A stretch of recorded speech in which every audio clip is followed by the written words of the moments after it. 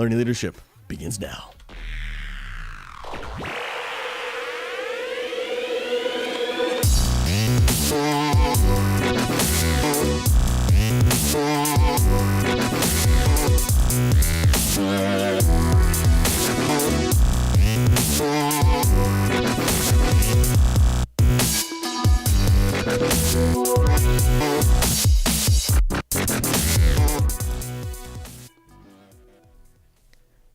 Well, what is up, ladies and gentlemen? If you guys are brand new, my name is Pastor Susie, gamer pastor here on twitch.tv, pastor of God Squad Church, and I love every single Monday, same time, same place, 3 p.m. Eastern, to bring some form of encouragement to you to be what I believe that you can be, which is a world changer. And I love to do something every week called Learning Leadership, where we're just talking principles of how you and I can grow and develop and be all that I believe that you were created to be. Leadership is something that at some point in everybody's life that you will need to be. It doesn't matter if you don't own a business. It doesn't matter if you're not a boss. It doesn't matter if you don't have a title. Leadership is not about a title. Leadership is living a life that other people want to follow. And whether it's, being a leader to your friend in the moments where they're super struggling and they need someone to lean on, whether it's being a leader to your family, or maybe it is being a leader to others who are following you in a business sense, or maybe a volunteer sense, whatever it may be, leadership is something I think every single one of us can benefit from. And today I want to talk to you about a very interesting topic that might sound a little odd at first, but I promise I think it'll be beneficial for every single one of you. We are confronted with opportunities every single day of our lives, confronted with choices. Do I do this? Do I do that? Do I wear this? Do I wear that? Do I say this? Do I say that? And oftentimes we try to weigh out the pros and the cons, and we ask ourselves, okay, well, which one is good and which one is bad? And sometimes in your life, it's going to be painstakingly obvious. There's a good option. There's a bad option. But what about other times when maybe the bad option isn't there? And maybe you're only presented with a choice or an option that actually is good. It's a really good opportunity. And now your choice is, should I take it or should I leave it? And oftentimes we go, well, it's a no-brainer. It's a good opportunity. I should definitely take it. But can I challenge you for a second that just because it's a good opportunity doesn't mean that it's a God opportunity. And just because it might look good on the surface doesn't mean that it's going to end up being the most beneficial for you. And what I want to talk about today is when to say no to when to say no to a good opportunity. Because again, oftentimes people say, well, if it's bad, then don't do it. But if it's good, you should do it. And I just firmly believe that that's just not always a chance. And this is something currently that I embrace pretty frequently, and especially right now that I'm going through. And I thought it'd be appropriate for me to bring to the table and maybe encourage some of you, maybe to help you in some of the choices that you make. And today, there's so much that I could talk about this topic, but I want to bring 2 points of view to you on maybe some reasons when to say no to a good opportunity.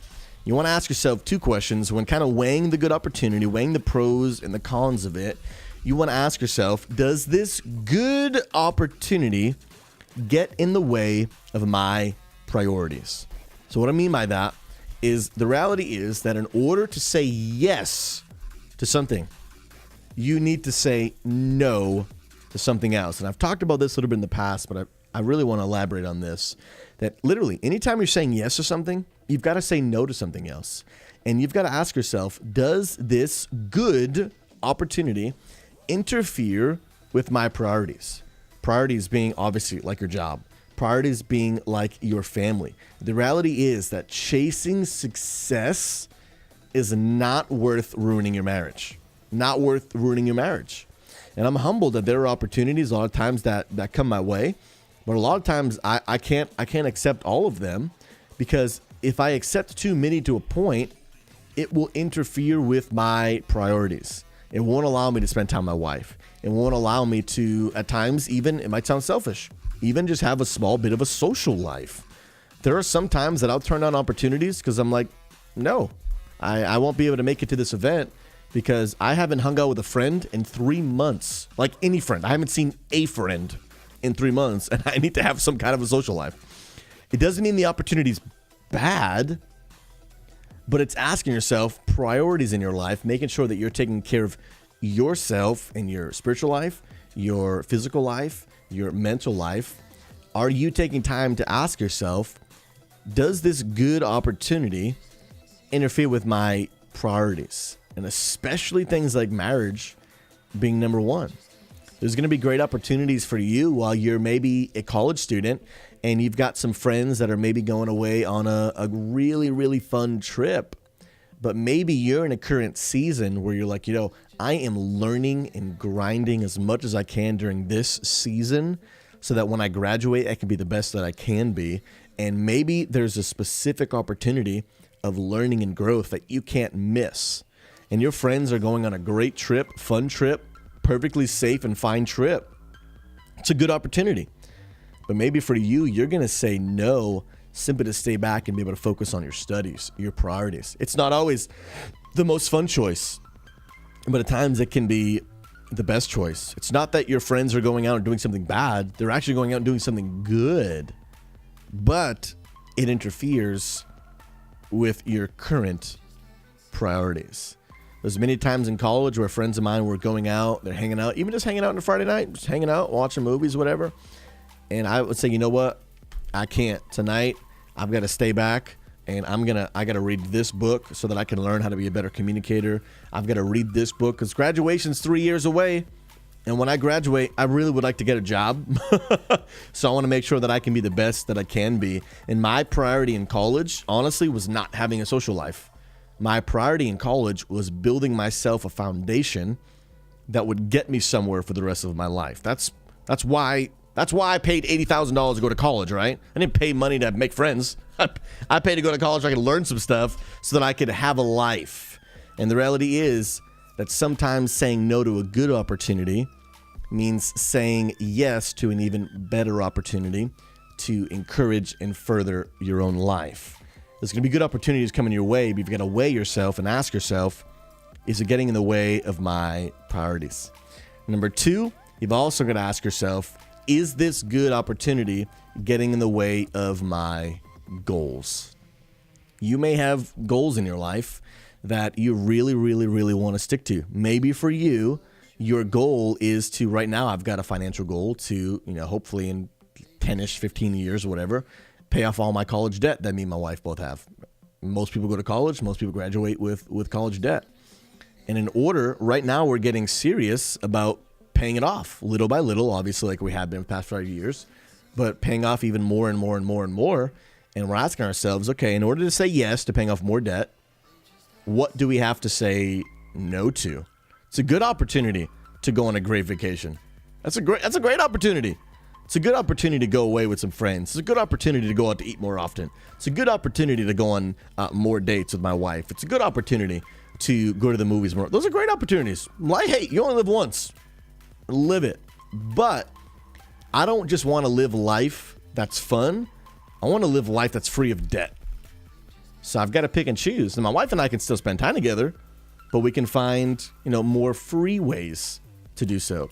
Maybe for you, you're going to be presented with a good job opportunity, but you've got to ask yourself, just because it's a good job opportunity, this is a good opportunity, doesn't necessarily mean that it's a God opportunity.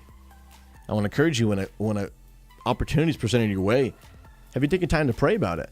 Because God knows the outcome of every situation.